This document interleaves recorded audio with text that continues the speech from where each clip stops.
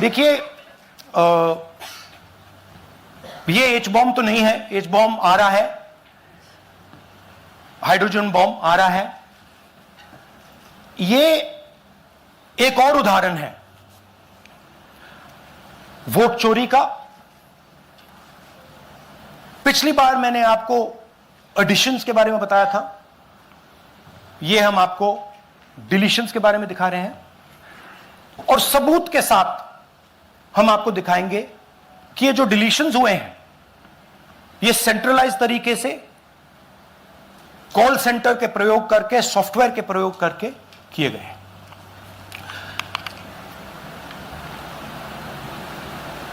हमारे पास इस प्रेजेंटेशन में जो मैंने आपको अभी दिखाया 100% सबूत है, प्रूफ है कि ज्ञानेश कुमार जी हिंदुस्तान के चीफ इलेक्शन कमिश्नर वोट चोरों की रक्षा कर रहे हैं, और यह मैं आपको अभी दिखाने जा रहा हूं।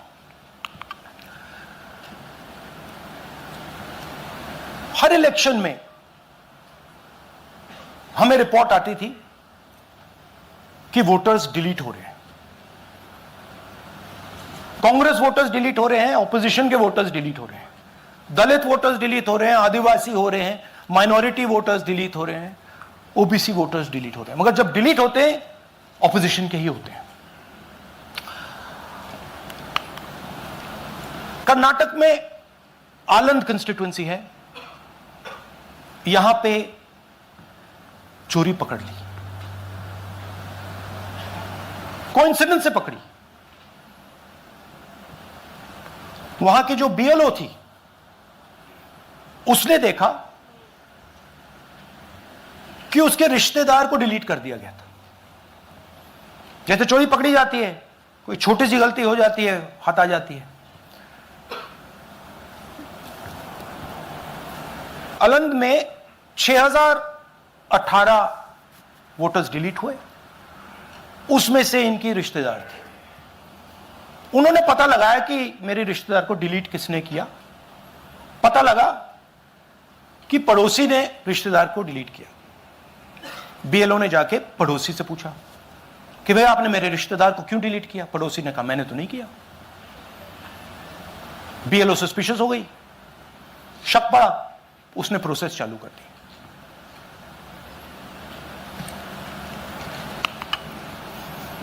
पता क्या लगा कि कोई ना कोई, किसी ने आलंद में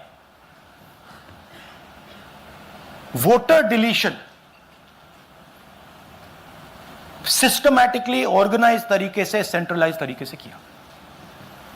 हमें यह नहीं मालूम कि आलंद में कितने वोटर डिलीट हुए, क्योंकि इससे बहुत ज्यादा हो सकते हैं। 6000, तकरीबन 6000 पकड़े गए, उस पर इन्वेस्टिगेशन हो गया। क्या पता लगा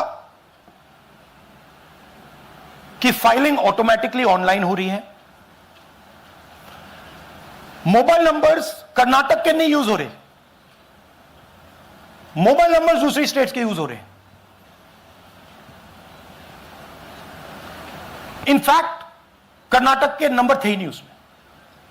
मतलब आप दिल्ली में बैठे डिलीट कर रहे हो, आपका नंबर तमिलनाडु का है। आप गुड़गांव में डिलीट कर रहे हो, आपका नंबर झारखंड का है। और जब हम चेक कर रहे हैं कि भैया आपका नंबर है, तो आपका नंबर है ही नहीं, किसी और का नंबर है। और टारगेट करके कांग्रेस वोटर्स को डिलीट किया गया। ये गोदाबाई जी हैं, इनके नाम पर 12 वोटर्स डिलीट किए गए। इनको मालूम ही नहीं, इनको पता ही नहीं कि इन्होंने 12 वोटर्स डिलीट किए। दिखाइए जरा। ಇಲೆಕ್ಷನ್ ಟೈಮ್ ಈಗ ये इनका वीडियो है। ನಾ ಅರ್ಜಿ ಹಾಕಿಲ್ಲ, ನನಗೆ ಅದಕ್ಕೆ ಸಂಬಂಧ ಇಲ್ಲ, ಅದು ಯಾರು ಹೊಟ್ಟಿ ಕಿಚ್ಚಿಗೆ ಯಾರು ಏನ ಹಾಕ್ಯಾರ ಅನ್ನೋದು ನನಗೆ ಗೊತ್ತಾಗಿಲ್ಲ। तो इनको आइडिया नहीं है कि इन्होंने वोटर्स डिलीट कर दिए।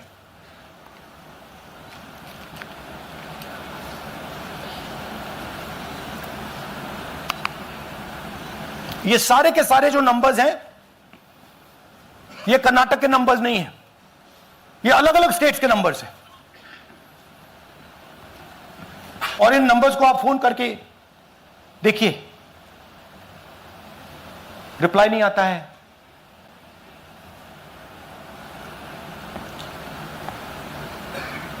तो सवाल यह है कि किसके नंबर्स हैं, ये किसने ऑपरेट किए, जब इन्होंने ऑपरेट किए ये कहां थे,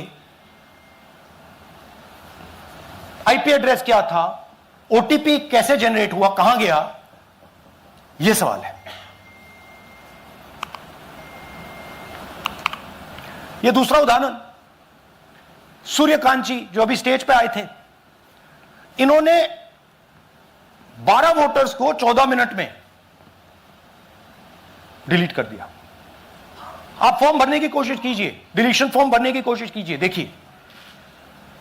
और जब हमने इनसे पूछा कि भैया आपने ये कैसे किया, वो कहते हैं मैंने तो नहीं किया, मैं तो जानता ही नहीं हूं।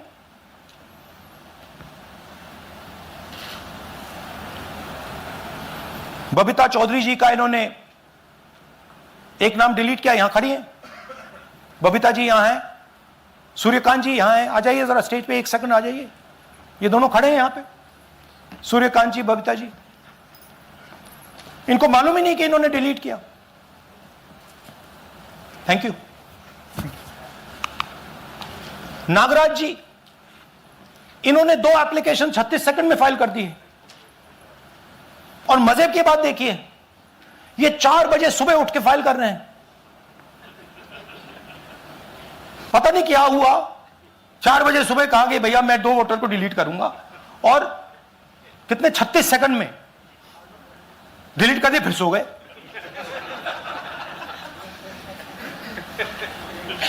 हमारी माइंड में पहले सवाल था कि क्या इलेक्शन कमीशन भी सो रहा है, मगर नहीं, सोया कोई नहीं है, जगे हुए हैं, सिस्टमैटिकली मदद हो रही है। यह देखिए दूसरी बात, जो भी डिलीट कर रहा है वोटर लिस्ट में उसका सीरियल नंबर 1 है। मतलब जो भी वोटर लिस्ट में पहले नंबर पे आता है वही डिलीट कर रहा है। 5वें नंबर वाला, 7वें नंबर वाला, 10वें वाला कोई नहीं कर रहा। तो हो क्या रहा है, सॉफ्टवेयर से यह काम किया जा रहा है। सॉफ्टवेयर प्रोग्राम कह रहा है पहला नाम निकालो और इसका प्रयोग करके डिलीट करो। टारगेटेड डिलीशंस हो रहे हैं। कांग्रेस पार्टी पर आनंद में अटैक किया। टॉप 10 बूथ्स जहां सबसे ज्यादा कांग्रेस की स्ट्रेंथ थी वहां टारगेट किया। और 2018 में पिछले इलेक्शन में 10 में से 8 बूथ कांग्रेस पार्टी जीती थी, और इन 8 में से इन्होंने 6000 लोग उड़ाने की कोशिश की। ये कोइंसिडेंस नहीं था, ये प्लान था, और ये सेंट्रलाइज तरीके से किया जा रहा है।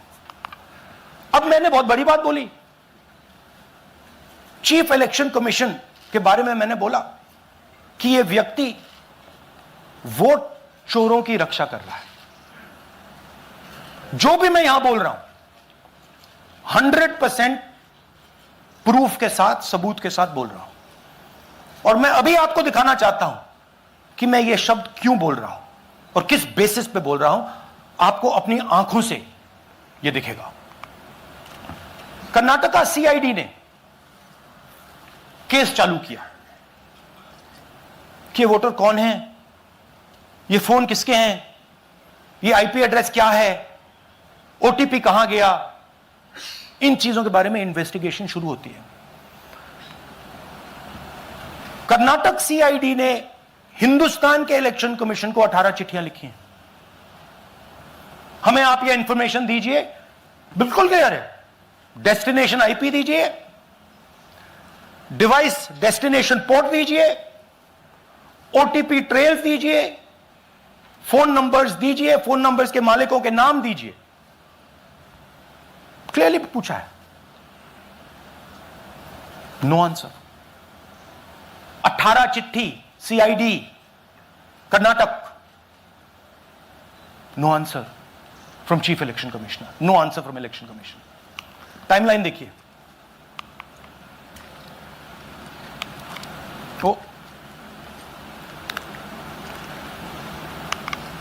ओके। फरवरी 23 में इन्वेस्टिगेशन शुरू होती है।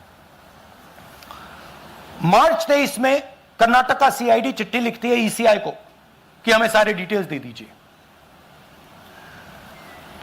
अगस्त में इनकंप्लीट डिटेल्स दी जाती हैं, जिससे कोई इन्वेस्टिगेशन आगे नहीं बढ़ेगा।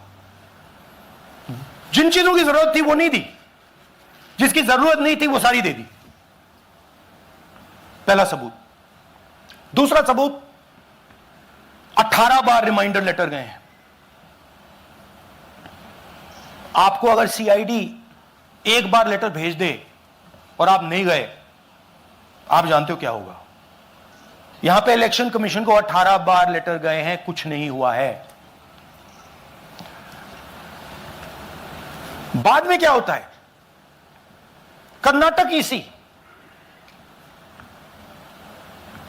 इलेक्शन कमीशन को लिखता है, कहता है भैया हमें दे दीजिए, आपको इंफॉर्मेशन देना पड़ेगा। No reply. मार्च 25 में आखिरी लेटर सितंबर में गया है, कुछ ही दिन पहले। No reply from EC. यह है सबूत कि ज्ञानेश कुमार जी वोट चोरों की रक्षा कर रहे हैं, और यह ब्लैक एंड व्हाइट सबूत है, इसमें कोई कंफ्यूजन नहीं है कहीं।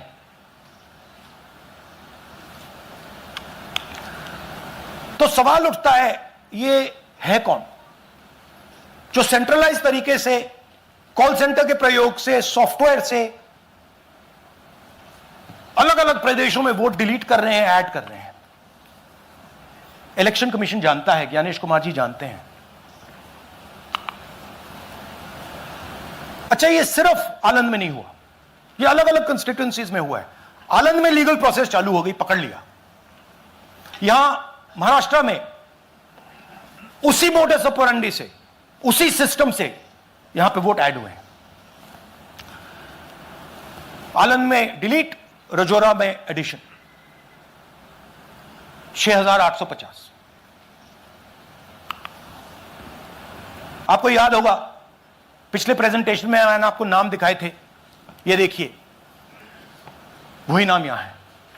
वही सिस्टम महाराष्ट्र में चल रहा है जो कर्नाटक में चल रहा था। नाम वैसे ही है, जेडब्ल्यू जेडब्ल्यू जेडब्ल्यू, पता वैसा है, जेडब्ल्यू जेडब्ल्यू, नाम यू ऐसे किसी ने टाइप करके लगा दिया। तो जो ये काम कर रहा है, ये उत्तर प्रदेश में, हरियाणा में, बिहार में, कर्नाटक में, महाराष्ट्र में वही कर रहा है।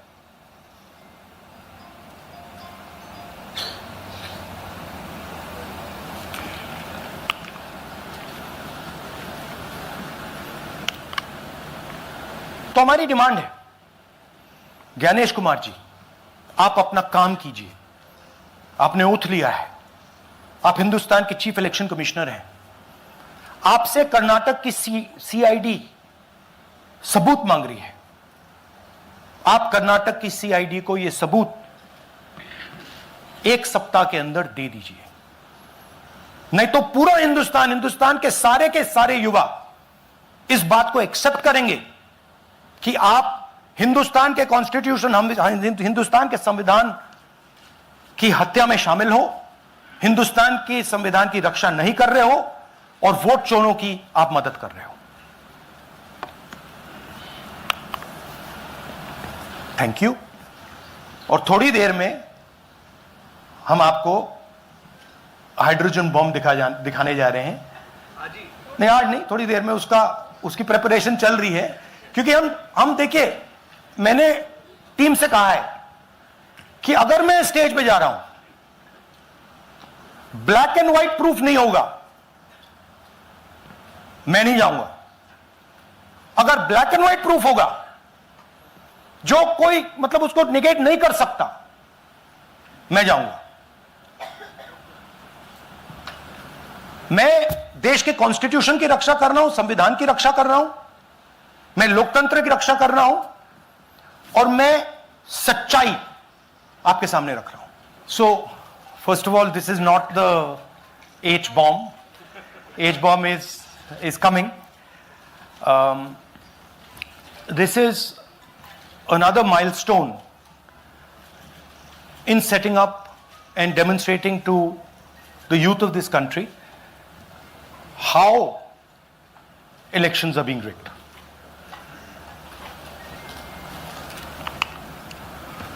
So I'm going to make a claim here, very strong claim, about CEC Gyanesh Kumar. And this is not something I'm saying lightly. I'm the leader of the opposition in the Lok Sabha. This is something I'm saying after solid proof that I'm going to show you, the youth of India, the people of India today. Proof that is black and white, absolutely clear, that the Chief Election Commissioner of India is protecting the people who have destroyed Indian democracy. I'm also going to show you the method by which votes are being added and deleted, and I'm going to show you how they are done, how that is done. In election after election, someone, some force, some group of people has been systematically targeting millions of voters for deletion across India. This is something that we've heard again and again and again. Different communities, mainly communities that are voting for the opposition, Dalits, Adivasis, minorities, OBCs, are specifically targeted. We had heard this many times, and now we found 100% proof of it. Please understand, I am not going to say anything on this stage that is not backed up by 100% proof. I am somebody who loves my country. I love my constitution. I love the democratic process, and I'm protecting that process. And so I'm not going to say anything here that is not going to be based on 100% proof that you can determine. The burden of the judgment is yours. I am going to lay the proof in front of you. You will see it and say, actually, this is pretty solid proof. Aland is constituency in Karnataka. 6,018 votes.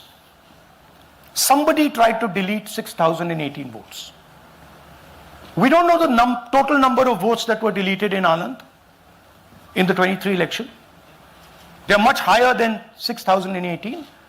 But somebody got caught deleting 6,018 votes. And it was caught, like most crimes, by a coincidence. What happened was, the booth level officer there noticed that her uncle's vote was deleted. And so she checked who deleted her uncle's vote, and she found that it was a neighbor. पड़ोसी ने uncle का vote delete किया था. उसने जाके पड़ोसी से पूछा कि आपने मेरे अंकल का वोट क्यों डिलीट किया. पड़ोसी ने कहा, मैं तो जानता ही नहीं, मैंने तो कुछ वोट डिलीट ही नहीं किया. Neither did the person deleting the vote know, nor did the person whose vote was deleted know. Some other force hijacked the process and deleted the vote. And as luck would have it, got caught.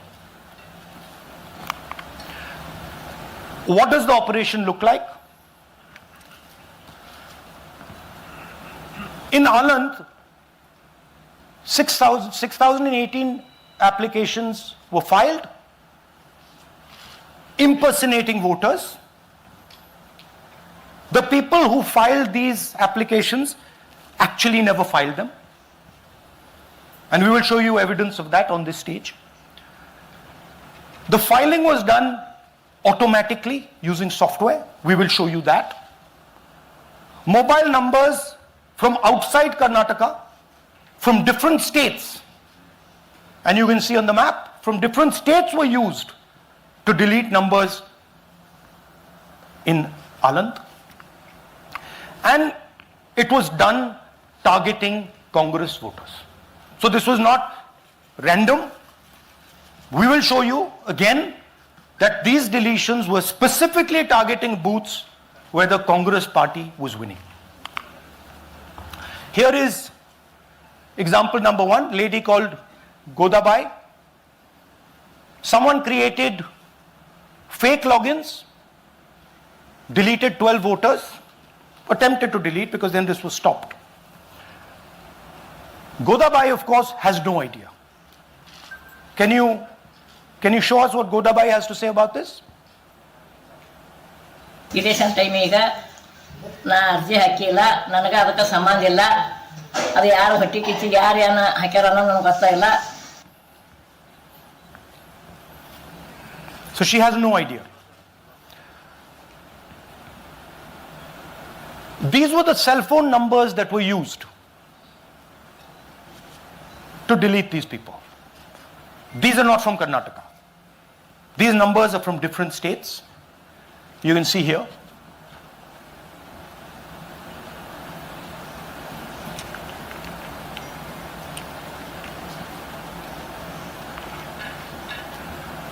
So the question is, whose numbers are these? How were they operated? Where were they operated from?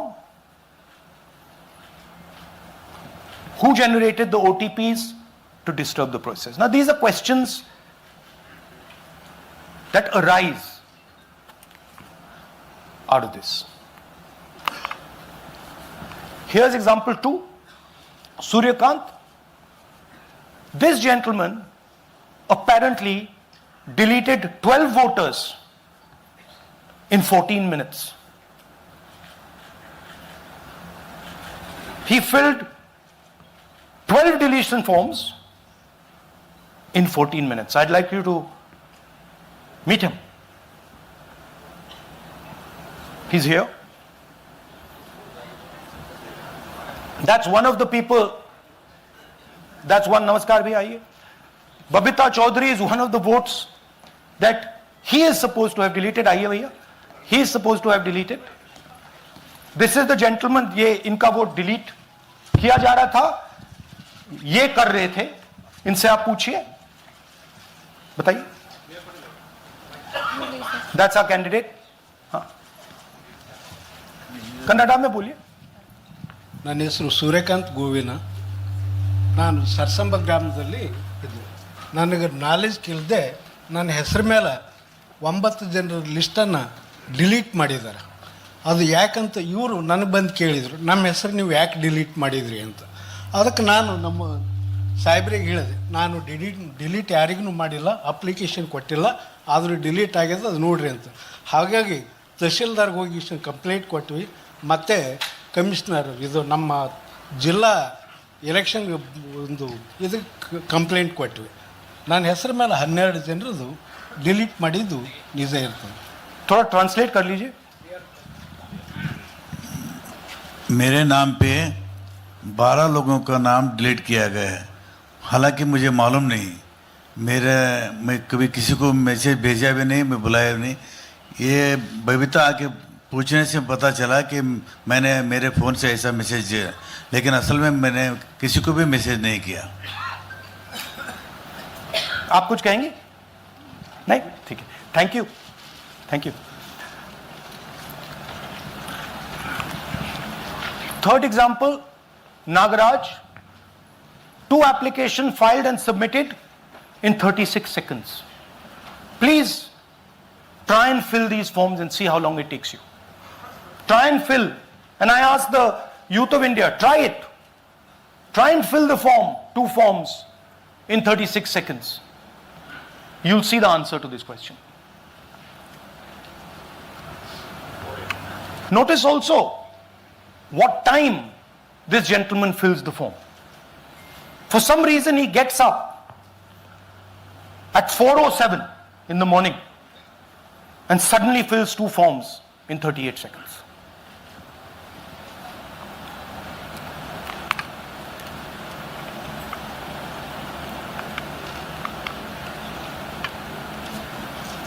Now let's talk about how this is being done and why I'm saying, and we are saying, that this is being done in a centralized manner. And this is being done not using individuals, but using software. Look at the serial numbers. Serial number 1, serial number 1, serial number 1, serial number 1. Serial number 1 means that this is the first person whose name, this is the first name in the booth. So a software is picking up the first name in the booth and using it to delete voters. So someone ran an automated program that ensured the first voter of the booth was the applicant. That same person got cell phones from outside the state, used them to file the applications. And we are pretty certain that this was done in a centralized manner and it was done at scale. This was not done in a, at a worker level. This was done at a call center level. Okay? Targeted deletions in strong Congress booths. The top 10 booths with maximum deletions are Congress strongholds. Congress won 8 other 10 booths in 2018. This was not a coincidence. This is a planned operation. Now, let's come to why I'm making such a direct accusation about this gentleman, Gyanesh Kumar. There is an ongoing investigation on this matter in Karnataka. The CID of Karnataka has sent 18 letters in 18 months. 18 letters in 18 months to the Election Commission. And they have asked the Election Commission for some very simple facts. Number 1, give us the destination IP from where these forms were filled. Number 2, give us the device destination ports from where these applications were filed. And number 3, most important, give us the OTP trails, because when you file, you have to get an OTP. 18 times in 18 months. The CID of Karnataka has written to the Election Commission for this. And they are not giving it. Why are they not giving it? Because this will lead us to where the operation is being done from. And we are absolutely convinced where this is going to lead. I'll give you a little bit of the chronology. FIR is filed February 23. Karnataka CID writes to ECI requesting all details of these numbers and these transactions almost immediately in March. In August, EC gives a reply, doesn't fulfill any of the demands, and doesn't give us the information. Doesn't give the CID of Karnataka the information that will lead them to their destination. January 24, Karnataka CID writes to ECI again and says, please send us full information. No answer. Karnataka CID by September 25, last letter went in September 25, has written 18 reminder letters. While this is going on, the CEC of Karnataka writes to the Election Commission in Delhi and says, there is a matter. Please provide this information. And the CEC of Karnataka multiple times asks the Election Commission. No answer. Now this is absolute solid proof that Gyanesh Kumar is protecting the people who are doing this. This is also absolute solid proof, what I've shown you, that this is being done in a centralized way, this is being done at scale, and this is being done using large resources. Question is, who is the someone? And the answer is with the EC today. The Election Commission of India knows who is doing this.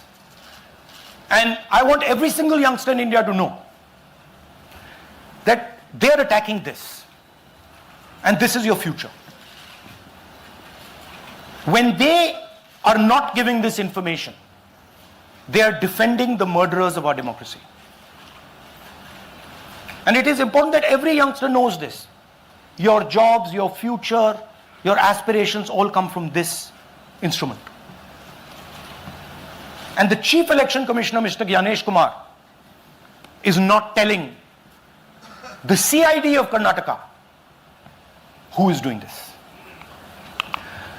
This is not an isolated case. There are many such cases. Here is another one. Maharashtra, Rajora, same idea. 6,850 targeted voters added. Anand we caught deletions, Rajora we caught additions. But the basic idea is the same. Phones from outside, people who are supposed to have added voters don't know that they've added voters, people who have deleted voters don't know that they've deleted voters. You can see, you might remember that, those names there, JW, JW, JW, JW from the last presentation. Same model. So it's the same system that is doing this. It's doing it in Karnataka, it's doing it in Maharashtra, it's done it in Haryana, it's done it in UP, and we have proof of all of it.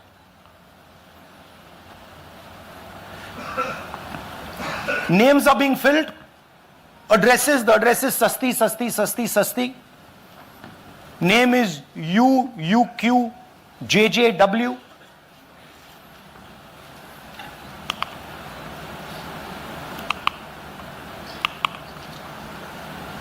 So, what are we saying here? That the Chief Election Commissioner of India, Gyanesh Kumar, needs to stop protecting the people who are destroying Indian democracy. We have given you 100% bulletproof proof here. It cannot be doubted. You have seen it with your own eyes. Right? EC has to release this data of these phones, these OTPs, within a week. Otherwise, we will know for sure that Gyanesh Kumar is protecting the people who are destroying and attacking the constitution. बहुत बहुत धन्यवाद, नमस्कार, जय Hind. Sir 3 सवाल। PTI से संजीव चोपड़ा। या Rahul ji, this side. या राहुल जी इधर, हाँ, कहाँ है? To your right. हाँ, हेलो। राहुल जी, आज आपने नया खुलासा किया है कि कैसे वोट चोरी हो रही है। आपने पहले भी महादेवपुरा के बारे में बताया कि कैसे एडिशंस हो रही हैं, अब आपने बताया कैसे डिलीशंस हो रही हैं। लेकिन देखने में ये आ रहा है कि इलेक्शन कमीशन इस पे कोई एक्शन नहीं ले रहा और आगे चल के वो तैयारी कर रहे हैं पूरे देश में SIR लाने की। तो आप इस मुहिम को आगे कहां तक ले जाएंगे और SIR के बारे में क्या करने वाले हैं? देखिए, हम आपके सामने क्रिमिनलिटी रख रहे हैं। हमारा काम आपके सामने सच्चाई रखने का है और हम रख रहे हैं। हिंदुस्तान में दूसरे इंस्टीट्यूशंस भी हैं, सिर्फ इलेक्शन कमीशन नहीं है, लीगल सिस्टम है, उनको भी इन चीजों को देखना चाहिए। यहां पे हम चीफ इलेक्शन कमिश्नर के बारे में ब्लैक एंड व्हाइट कह रहे हैं। आपने कहा कि हमने एडिशन डिलीशन दिखाया, पहले प्रेजेंटेशन में मैंने एडिशन दिखाया था, अब हमने डिलीशन दिखाया है, मगर हमने एक और चीज जोड़ दी है, एडिशन और डिलीशन का सिस्टम। उसका स्ट्रक्चर, उसका तरीका। और हमने यह दिखाया है कि जो डिलीट कर रहा है, जो ऐड कर रहा है, महाराष्ट्र में, कर्नाटक में, यूपी में, वो एक ही आदमी है, एक ही फोर्स है। हमने आपको वो एड्रेसेस दिखाए। Same system is being used in Maharashtra, is being used in Karnataka, is being used in Uttar Pradesh, is being used in Haryana. Same people are doing it. ANI से Siddharth, ANI। Sir, this side, sir. हाँ Sir, on your left, sir. हाँ On your left. This side, sir, on your left. Sir, मेरा आपसे सवाल ये है कि जब आप कह रहे हैं कि ज्ञानेश कुमार जो चीफ इलेक्शन कमिश्नर है, उन्हें पता है ये कौन कर रहा है, हाँ। और ये पॉलिटिकल फायदा जरूर किसी को हो रहा है। आप कह रहे हैं कांग्रेस के बूथ के ऊपर ही हाँ। सारे वोट्स डिलीट किए जा रहे हैं, तो वो कौन लोग आपके हिसाब से हैं जिनको ये फायदा पहुंच रहा है, पहला। और दूसरा ये कि वो आपने एक देखिए, हफ्ते का हाँ, समय दिया sorry। है, जब आपने एक हफ्ते का समय दिया है, तो क्या एक हफ्ते बाद आप इसको आगे कैसे इनिशिएट करेंगे? क्या आप लोग कोर्ट का रास्ता अपनाएंगे या और कोई हायर एजेंसी से इस बात की डिमांड करेंगे? क्योंकि ये ऑर्गेनाइज्ड तरीके से क्राइम दिखाई दे रहा है जो आप बता रहे हैं, अगर आपकी बात के ऊपर जाएं। देखिए, फ्रैंकली ये जो मैं यहां कर रहा हूं, ये मेरा काम नहीं है। मेरा काम डेमोक्रेटिक सिस्टम में पार्टिसिपेट करने का है। मेरा काम डेमोक्रेटिक सिस्टम की रक्षा करने का नहीं है। वो काम हिंदुस्तान के इंस्टीट्यूशंस का है। वो काम वो नहीं कर रहे हैं, इसलिए मैं कर रहा हूं। अब मैं आपको यह कह सकता हूं कि हमने आपको 2 बार सबूत दिखाया है, और जब हम ये प्रेजेंटेशंस खत्म करेंगे, इसमें लगेंगे 2-3 महीने, जब हम ये खत्म करेंगे, आपके माइंड में कोई डाउट नहीं होगा कि हिंदुस्तान में state after state, Lok Sabha after Lok Sabha चोरी हो रही है। तो मेरा काम सच्चाई दिखाने का है। मैं हिंदुस्तान की जनता को, हिंदुस्तान के युवाओं को सच्चाई दिखा सकता हूं। यह मेरा काम है। उनकी जो इंटरेस्ट है, क्योंकि ये जो कॉन्स्टिट्यूशन है, ये हिंदुस्तान की जनता का रखवाला है, प्रोटेक्टर है, और मैं इसकी प्रोटेक्शन कर रहा हूं। इसकी प्रोटेक्शन करने का काम हिंदुस्तान के इंस्टीट्यूशंस का है, हिंदुस्तान के ऑपोजिशन लीडर का नहीं है। मगर इंस्टीट्यूशंस नहीं करने हैं। अच्छा, एक इंटरेस्टिंग बात आई है जो मैं आपको बताना चाहता हूं कि इलेक्शन कमीशन के अंदर से हमें मदद मिलनी शुरू हो गई है। मैं साफ बोल देता हूं, इलेक्शन कमीशन के अंदर से, पहले नहीं हो रहा था, अब इलेक्शन कमीशन के अंदर से इंफॉर्मेशन आ रही है। यह रुकेगा नहीं, यह रुक नहीं सकता है, क्योंकि हिंदुस्तान की जनता इस बात को एक्सेप्ट नहीं करेगी। एक बार हिंदुस्तान की जनता को, हिंदुस्तान के युवाओं को पता लग गया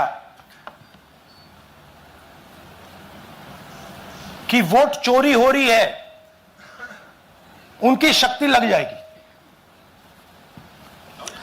IANS से आलोक झा। इस तरह से नहीं प्लीज। IANS से आलोक झा। वो भी मैं आपको दिखा दूंगा, वो भी मैं आपको प्रूफ के साथ दिखा दूंगा, है हमारे पास। राहुल जी, हाइड्रोजन बॉम्ब में ब्लैक एंड व्हाइट है। मैं फाउंडेशन लगा रहा हूं, मैं फाउंडेशन क्रिएट कर रहा हूं, है हमारे पास। मैं स्टेज पे बिना प्रूफ के नहीं चढ़ूंगा, बता रहा हूं। राहुल जी, आपने कहा, ऐसे मत पूछिए please. Last question, Rahul ji, IANS से आलोक झा। राहुल जी इधर। आपने कहा आपके पास आलोक झा, इधर सर। कहां हैं जी? हाँ, आपने कहा सर कि आपके पास पुख्ता सबूत है, ब्लैक एंड व्हाइट सबूत है, तो क्या अगर ECI अभी जवाब नहीं देती है तो कोर्ट का रुख करेंगे, ये ऑप्शन है आपके पास, जाएंगे? देखिए, मैंने कहा कि मेरा काम as opposition leader normal situation में मेरा काम ऑपोजिशन का रोल है, सरकार पे प्रेशर डालने का रोल है। मेरा काम हिंदुस्तान के लोकतंत्र को बचाने का नहीं है। मैं वो काम कर रहा हूं, इस स्टेज पे मैं वो काम कर रहा हूं। तो मेरी सोच है कि as a patriotic Indian, as somebody who loves India, who loves the constitution, it is my duty to put the truth in front of the people of India. अब अगर हिंदुस्तान के इंस्टीट्यूशंस कुछ करना चाहते हैं, वो करेंगे। उनमें भी बहुत लोग हैं, जैसे मैंने आपसे कहा, मैं सरप्राइज हो रहा हूं, इलेक्शन कमीशन से लोग आ रहे हैं, इंफॉर्मेशन दे रहे हैं और बढ़ रहा है वो। सर, क्या जब तक सीईसी ज्ञानेश कुमार अपने पद पर है, जैसा कि आप कह रहे हैं कि वो फ्री एंड फेयर इलेक्शन होने नहीं दे रहे, तो तब तक इलेक्शन का मतलब क्या रह जाएगा? हाँ, तो आप इमेजिन कीजिए, और ये शॉकिंग बात ये है बस कि ये अभी शुरू नहीं हुआ, ये 10-15 साल से चल रहा है। ये सिस्टम है, ये स्ट्रक्चर है। हिंदुस्तान की जो डेमोक्रेसी है वो हाईजैक हो गई है। I am shocked frankly. Democracy, brothers and sisters, democracy can only be saved by the people of India. Nobody else can save democracy. Rahul Gandhi can come here and say something and say this is the truth. But the people of India, who I believe in, who I love, can do it. The day the people of India realize that आपका जो लोकतंत्र है, आपका जो संविधान है, वो आपसे चोरी हो गया है, उस दिन काम हो जाएगा। Thank you. अब आप लोग अपने स्थान पर खड़े हो जाइए राष्ट्रगान के लिए।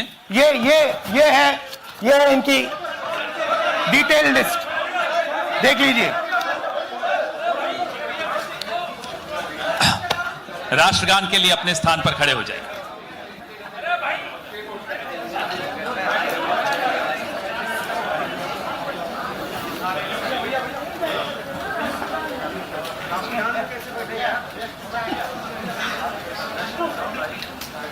भारत भाग्य विधाता, पंजाब सिंध गुजरात मराठा द्राविड उत्कल बंगा, विंध्य हिमाचल यमुना गंगा, उच्चल जलधि तरंगा, तव शुभ नामे जागे, तव शुभ आशीष मांगे, गाहे तव जय गाथा, जन गण मंगलदायक जय हे भारत भाग्य विधाता, जय हे जय हे जय हे जय जय जय जय हे। Thank you.